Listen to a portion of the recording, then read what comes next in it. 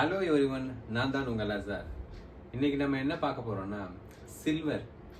இப்போது ரீசெண்டாக தீபாவளிக்கு அப்புறம் பார்த்தீங்கன்னா சில்வரோட வேல்யூ கம்மியாகிக்கிட்டே வருது.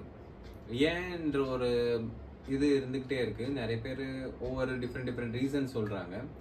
என்னோட ஒப்பீனியன் என்ன சொல்கிறேன்னா, ஆக்சுவலாக முன்ன சில்வர் எதுக்கு யூஸ் பண்ணாங்கன்னா ஒன்லி ஜுவல்லரி இல்லாட்டி எதுனா சில்வர் தட்டு, குத்து விளக்கு அந்த மாதிரி எதுனா ஒன்றுக்கு யூஸ் பண்ணிட்டு இருந்தாங்க.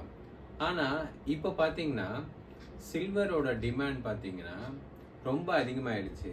ஏன்னா எலக்ட்ரிக் கார்ஸ், அப்புறம் சோலார் பேனல்ஸ், இதுக்கெல்லாம் சில்வர் அதிகமாக தேவைப்படுது.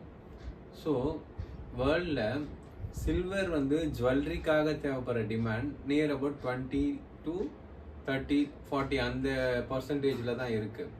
ஆனால் இப்போ சில்வர் டிமாண்ட் மற்றதுக்கு யூஸ் பண்ண ஆரம்பிச்சிட்டாங்க. சோலார் பேனல்ஸு, இவி வெஹிக்கல்ஸு, இந்த எலக்ட்ரிக் வெஹிக்கல்ஸ்க்குலாம் யூஸ் பண்ண ஆரம்பிச்சிட்டாங்க. அப்புறம் எலக்ட்ரானிக் எக்யூப்மெண்ட்ஸ்க்கும் யூஸ் பண்ண ஆரம்பிச்சிட்டாங்க, மதர் போர்ட்ஸ். ஸோ இதனால தான் இந்த டிமாண்ட் அதிகமாகிடுச்சு. ஸோ டிமாண்ட் எப்போ அதிகமாகுதோ அப்போ ரேட்டும் அதிகமாகும். இப்போது டிமாண்ட் கம்மியாயிடுச்சு. என்னோட ஒப்பீனியனில் எதுக்கு டிமாண்ட் கம்மியாயிடுச்சு அப்படின்னு நான் நினைக்கிறேன்னா, இப்போது எலக்ட்ரிக் கார்ஸ், இந்த வெஹிக்கல்ஸ்லாம் பார்த்தீங்கன்னா நார்மலாக இயர் எண்டில் சேல்ஸ் இருக்காது. ஸோ அதனால் எலக்ட்ரிக் வெஹிக்கல்ஸோட டிமாண்டு ரொம்ப கம்மியாயிடுச்சு.